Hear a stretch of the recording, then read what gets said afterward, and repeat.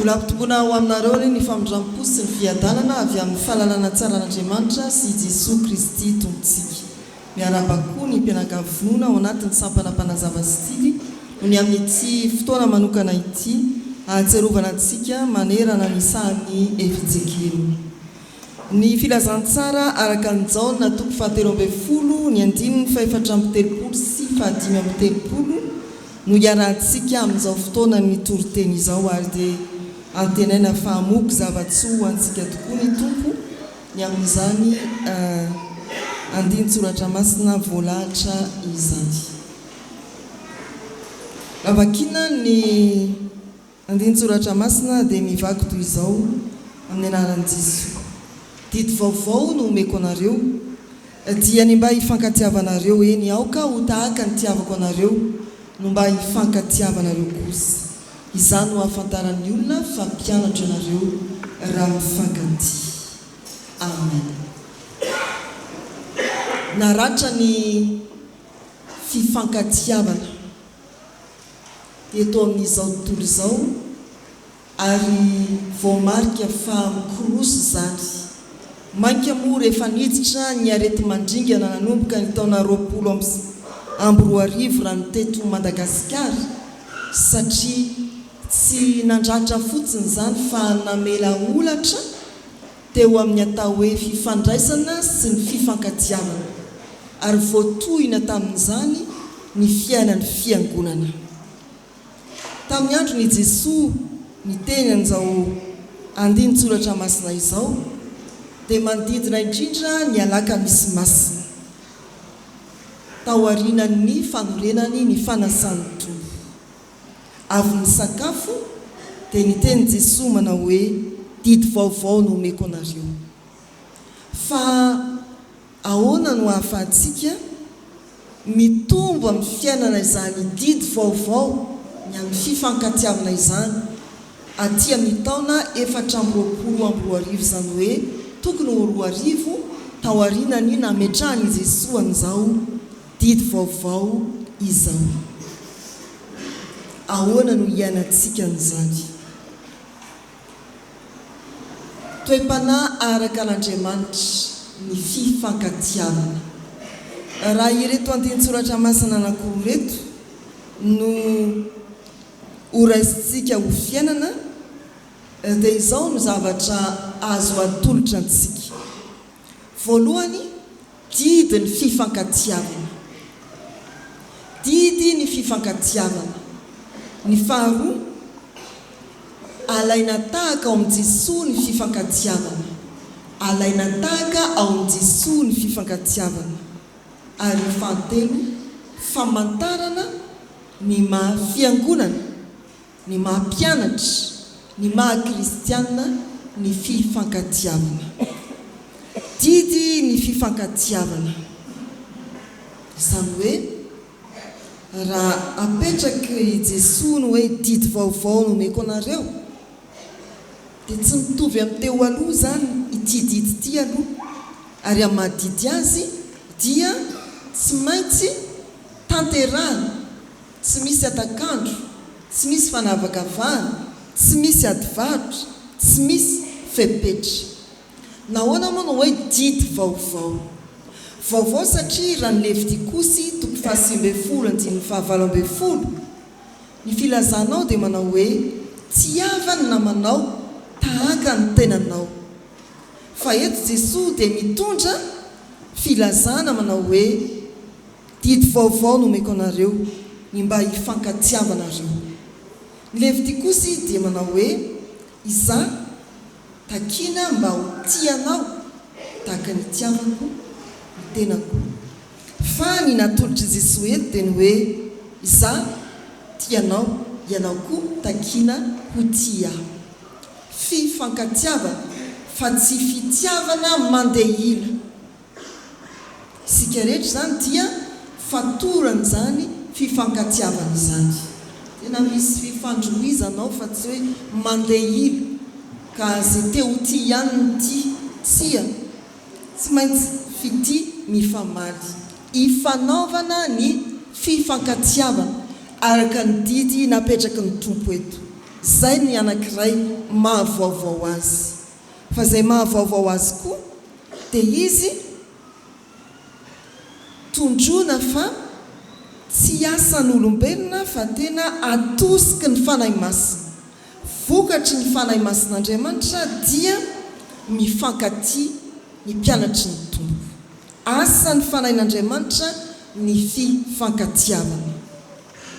Ny Jaona 4:12 no milaza izany.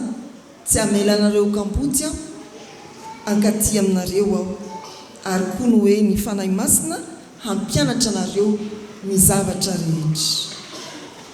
Didy vaovao, fitimy famaly fa tsy mandeha ila intsony. Didy vaovao, ateraky ny asan'ny fanahy masina izay omeny ny tompo ny fiangonana. Ry havana malala, misy efa nanoroka olona matory ve?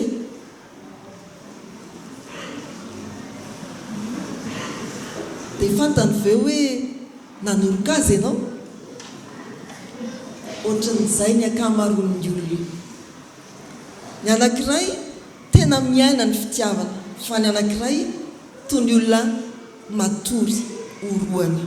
Mahatsiaro mihitsy izany ka tena tiana. Ary eo amin'ny fitiavan'i Kristy no hitarafana an'izany. Isika dia tena tiany Jesosy, saingy ny sasany mba tsy tenena hoe ny maro dia tsy mahatsiaro izany lanja ny fitiavan'i Jesosy izany. Tsy mifankatia amin'ny Jesosy isika, fa miandry ny fitiavan'i Jesosy. Tsy mba manolo tena isika, fa faly isitraka ny fitiavan'i Jesosy ihany. Jesosy dia manao hoe didy vaovao no omeko anareo, dia ny mba hifankatiavanareo. Didy ny fifankatiavana. Tsy azo ediam-barotra ny hoe indraindray komba tsy mifankatia. Didy tsy misy antony tokony ilazana hoe za tsy hifankatia aminy satria zao no antony. Sanatria raha tokantrano dia hoe za hisaraka aminy satria leobea. Tsia, tsisy resaka amin'izany. Atia amin'ny sehatry ny fiangonana, mivelona amin'ny soratra masina. Didy tsy ilaina ady varotra, tsy ilaina anta-anta, tsy misy safidy fa tanterahana amin'izay fotoana andrenesanao azy.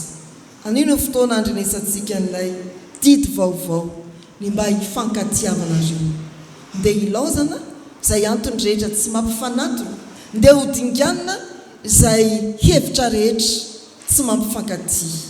Didy nomeny tompo atsika io, miady varotra mba hifankatia bebe kokoa, fa tsy hoe hiady varotra mba hiady kely indrindray. Didy ny fifankatiavana. Fa ny faharoa dia hianarantsika ao amin'ny Jesosy Kristy ny fifankatiavana. Hianarantsika ao amin'ny Jesosy ny fifankatiavana. Manomboka ao amin'ny vanim-potoanan'ny Krismasy sika no hijery amin'izany, akatahaka an'izany atao hoe fitiavana tao amin'ny Jesosy. Jesosy ilay nanana ny voninahitra amin'ny mahazanak'Andriamanitra azy tany an-danitra, dia nidina tetỳ an-tany. Jesosy manatona, mila fihavanana. Jesosy ilay feno fahamasinana dia tonga manatona ny mpanota. Jesosy manatona. Jesosy ilay nanana ny ajany sy ny fiandrianany dia tonga miray betsabetra amintsika izay tsinotsinona akory. Izany ilay fitiavana tao amin'ny Jesosy. Hoy ny tapany faharoa, aoka ho tahaka ny nitiavako anareo no mba hifankatiavanareo kosa. Fa mijery koa isika ao amin'ny fiantsony Jesosy ny mpianatra, nampifangaroan'i Jesosy tao noho ny fitiavany ireo olona maro samihafa, izany atao hoe mpamory hetra, nasainy nivondrona tamin'ny Simona Zelota. Ny Zelota sy ny mpamory hetra dia tena sakay sy maso. Nanenjika fatratra ireo mpiasam-panjakana Rômana namory hetra ny Zelota, ary Simona anankiray tamin'ny mpianatra natsoin'ny tompo dia mpanenjika ny mpamory hetra. I Matthieu nefa dia natsoin'ny tompo tao anatin'ny mpianatra 12 maka tahaka amin'ny tompo ao anatin'izany fampifangaroana olona tena mifanipaka ara-pihetsepo ara-potikevitra izany isika tsy maintsy mifankaty ny zelota sy ny mpamorietra tsy maintsy mifankaty izay mieritreritra fa sakaiso maso raha mbola miditra ny varavara-piangonana koa tsy maintsy mifankaty didy vaovao no omeko anareo mifankatiavanareo ary ao amin'ny fanorenana ny fanasan'ny tompo Jesosy dia miteny manao hoe ny iray aminareo no hamadika ao amin'ny Jesosy koa zany dia tsy misy hoe za tsy miaraka amin'ny petsara velatsia olona efa nandoavam-bola anolotra ho fatorana sy ho tsaraina ve dia mbola hiara isakafo amiko ihany za tsy miaraka amin'ny olona petsara velatsia sy mpivadibadika toandry petera efa fantatro izao izy fa hamadika rehefa raha mbola tsisy akohaneny ny telo inona ntsony ny rahako amin'io Jesosy tsy zany nasainy ny mpianatra nareo no anambarany amin'ny fo mahitsy fa misy hamadika ato indray sika dia manao hoe za tsy mba hiditra sampana mihitsy fa mentsana velatsia sampaty volomparasy fotsy zay aloha zao no hita eto fa tsy zany na iza mety manana n'izany toetra zany ny fampianarana anankiray izay hoe petsay no ny filazana ny petsara velatsia na petsay be izy na petsay kely atreo izy aty amin'ny fiangonana tsy mba tany petsay atreo amin'ny fo mahitsy amin'ny fo madio tahaka niatrehany Jesosy any Jodasy sy Petera ny fiainana sy ny fiarahamonina aza manao hoe za tsy miavana amin'ny petsatsia alaitsika tahaka amin'ny Jesosy zany fifankatiavana izany izay petsay alao petsay fa ianao salady vola tsy miatsara velatsia anao zay tsara velatsia avelao izy ihany sy ny fiatsara velatsiany tahaka niatrehan'ny Jesosy any Jodasy sy Petera fa ao amin'ny toetrany Jesosy raha mijery manodidina ty jaona toko 17 ty ihany isika adia ilay fanetretena ny fananana ny fanetretena dia mitondra koa amin'ny fifankatiavana ary io dia manamarika ny sampana mpanazava stily te hiady varotra mafy ny sampana mpanazava stily zay aza atao sampany ny alefa tsony inona ny alefa mpiandri-parikina rehefa tonga izay fotoan-dehibe an'ny fiangonana na synodam-paritany na isam-pitandremana hatrany amin'ny foibe atia tsy mivavaka ny mpanazava stily fa maninona mpiandry fiantsoana fiara mpiandri-parikina raha eny amin'ny fiarahamonina zany mpiandri-parikina zany dia fantatrareo fa alefa efa maka misy ny tike alainy ery mbola maka koa izy dia voro zany tsika sady vosika any amin'ny fanefana ara-panjakana mbola vokotsika any amin'ny alefa fa sokajin'ny alefa tena manetry tena mba hirindrany ny fiainana mba hifankatiavana nanetry teny Jesosy nanasa tongotra ny mpianatra tsy mampaninona tsika mpanazava stily fa izany mihitsy sika miondrika eo anatrehana rehetra mba hanjakany ny fifankatiavana na ao anatiny na ao amin'ny fiangonana na eny amin'ny firenena fanetretena fanompona ny hafa sika moa dia manana ny hoe faravakely ndray mandeha isan'andro manao asa soa zany ny mpanazava sy ny tily asa vitantsika ve zany fa endriky ny fitiavanamany zany triavana tsy ny sampaty ihany fa isika kristianina dia makatahaka ny Jesosy amin'izay fanetretenany fiezahana anatona ny hafa mba hifankatiavana fiezahana mba hampanjaka ny fo madio mba hifankatiavana fangatana amin'ny Jesosy Kristy mba hampianarana antsika ny fanetretena androsoana amin'ny fifankatiavana. Fa ny fahatelo voalaza teo dia ny hoe famantarana ny fifankatiavana. Izany ho hamantaran'ny olona fa mpianatra ianareo raha mifankatia. Marika anankiray azona mahalala fa mpianatra ny tompo isika ny fifankatiavana. Raha mahita antsika izao tontolo izao izay mandany fisian'Andriamanitra na ireo ate, raha mitazana antsika ny mpanompo sampy izay mbola tsy tonga amin'ny faharesen-dahatra amin'Andriamanitra amin'ny Jesosy Kristy, ny afantarana fa mpivavaka kristianina isika dia isika mifankatia.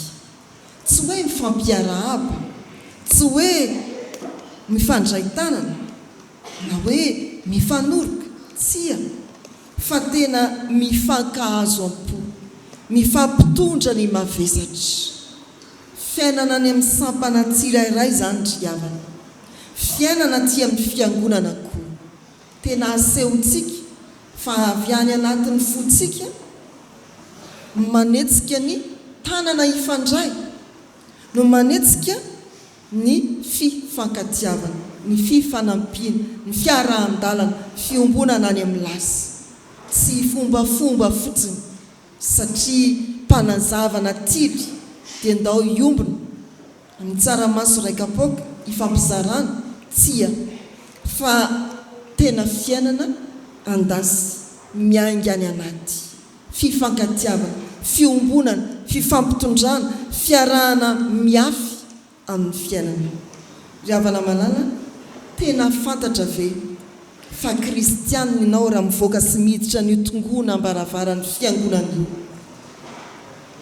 Ny alalana ny mariky ny zavatra anankiray izay vidintsika dia somary avadika izay izy ao amin'ny voziny, raha lobaka na akanjo.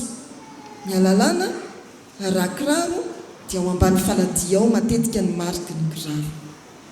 Tena raha miditra lalina ka mba mamadibadika ny momba antsika ve ireo tsipiny dia mahafantatra fa kristianina isika, mpianatra ny tompo isika. Ny fifankatiavana no marika alalana fa mpianatra ny tompo isika, kristianina isika. Izay tsy mifankatia izany dia tsy manana ny marika maha-kristianina. Dia avaozy tahaka ny nanavaozan'ny tompony didy ny marika entinao amin'ny maha-kristianina anao, tsy ny fitondranao baiboly, tsy ny fanaovanao folara ny mpanazava na ny tiry na ny fivondronana misy anao, fa ianao voamariky ny fifankatiavana. Ndreo ariavana ny afatra anankitelo hitondrantsika amin'ny fiainana ny jaona toko fahatelo ambin'ny folo, dimy fahadimy amby telopolo, efatra amby telopolo sy dimy amby telopolo. Tsaroa fa didy tsy azo endimbarotra nangatanandro ny fifankatiavana. Ianaro amin'ny Jesosy Kristy izany ary ataovy famantarana vaovao ny fiainantsika mpianakavy ny vonoina. Ho an'Andriamanitra ny voninahitra. Amen.